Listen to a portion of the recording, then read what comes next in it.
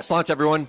Darren Lynch here from Irish Titan with another Commerce Over Crack episode at Re-Raw with one of my absolute favorites, Mady like a lady. Mady, how are you? I'm doing well, thank you. I always love my intro from you. You make me feel so warm and cozy. Well, you're so great. We do a lot of these, and we do. It was so easy to work with you, and you're a real pro and easy to talk to. A lot of good content. So I'm setting the bar high. All right, I'll reach it, I hope. Let's start with the most important question. Did you wear green for us today? Of course. Right. I love it. It's also like one of my good colors and brings out my eyes, so you get that natural with me. All right. Why don't you share with the audience a little bit about Linnworks? Yeah, so Linnworks is an e-commerce platform that we connect your front end basically to your back end and do all the fulfillment and everything in between. So we're basically going to take that order and do your full fulfillment cycle from when it's placed all the way to the end, grab the shipping stuff, push it back, and we connect to over 170 different marketplaces and platforms globally, which is one of our big sellers, as well as being able to list on several of the marketplaces. So really making sure all your stuff is everywhere you need it to be. Yeah. So we've been partners with Linnworks for years now. Tried and true platform that's still taking leaps ahead every year with the functionality, the features, the sophistication you add to it. So great partner, great partner team. Let's kick off with talking about what we're maybe hearing from merchants and partners, and trade show season kicked off a few months ago. Between all the conversations at events like this, and then we hear from customers and prospects, what are some of the themes that are bubbling to the surface? Well, Darren, I think we sat at the same stage last year this time and talked about the buzzword AI. It is no longer a buzzword. It is real. It is there. It is here. And it's still trying to figure out how it fits into your business. And I think a lot of people are trying to figure that out today, is whether they trust it, whether they like it, what do they want with it. And I see that with some of the conversations that I hear across the board, whether it's with marketing or whether it's in the back end type of platforms, because AI can do so much, but that agentic is only as good as the information that's out there as well for it to read, to take on, and all that kind of stuff. So it's a buzzword, but yes, you have to understand it. You have to understand what you need for it in your business and where it really applies in your business. Right. Yeah, I think that AI has been a common topic, by far the most common topic in our Commerce Over Crack episodes and conversations today. I think that what is, I think, sort of rewarding and comforting is over the last few years, it's matured and become more tangible. AI is still very intangible in a lot of ways, but it has taken shape in agentic AI, which I think that is even too amorphous. I think that resonates better and has more impact if you break that down into checkout and discovery. I think AI as it's impacting structured data. I think AI as it's impacting intelligent recommendations and automations, and some of those things, I think, is where AI is actually becoming more material and less jazz handsy, if you will. Although, let's be honest, there's still a lot of jazz hands. Yes. Yeah. I mean, it's surfacing data and taking the data you have and helping you read it and analyze it, I think has been one of the biggest benefits I've seen people utilizing it for.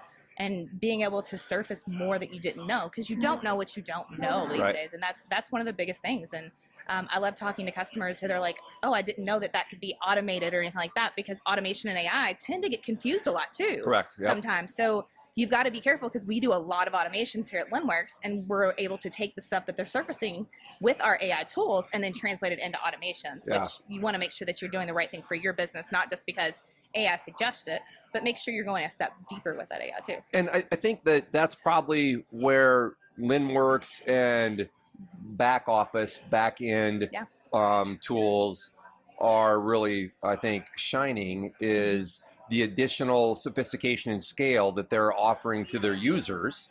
That's powered by the additional computations, additional work that AI is unlocking.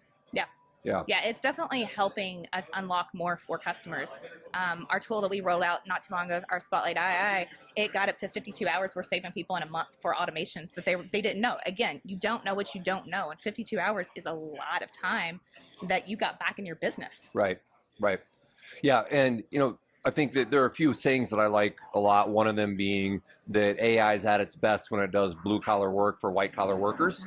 Another one that I heard is that tactics have never been cheaper and strategies never been more valuable. And I think that the tools are allowing for that. And I think that one of the things we need to remember is we're talking a lot about AI, but the way we're talking about it is how AI can further your business goals. It's not about AI for the sake of AI.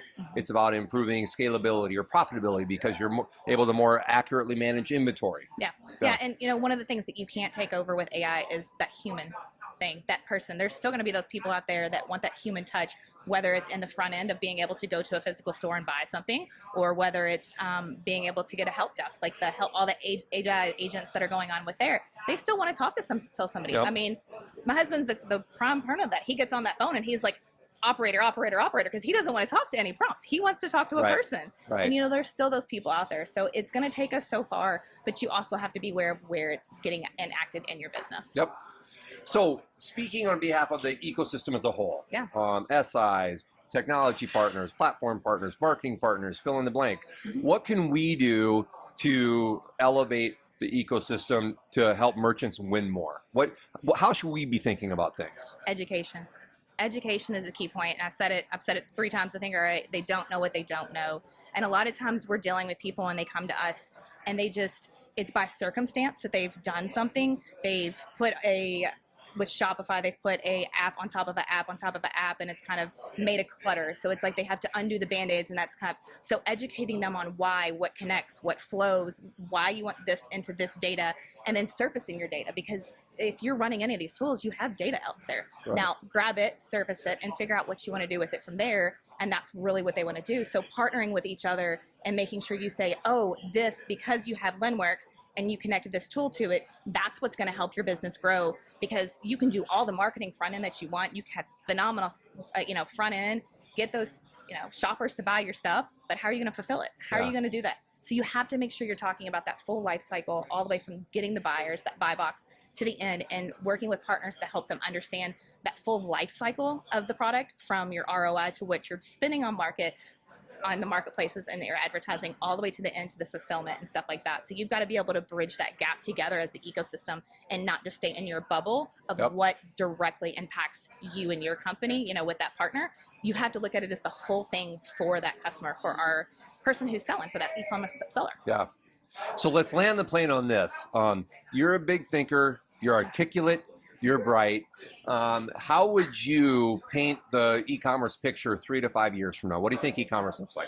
Oh, that's a great question. I think it's going to change more and more, and I think it's going to be simplified because of everything that's coming together, and a lot of the commerces that are working better together. It's going to be like you're going to have either this tech stack or this tech stack, and that's going to be kind of your surface on your platter for you, and that's what's going to work, and that's where you're really going to benefit.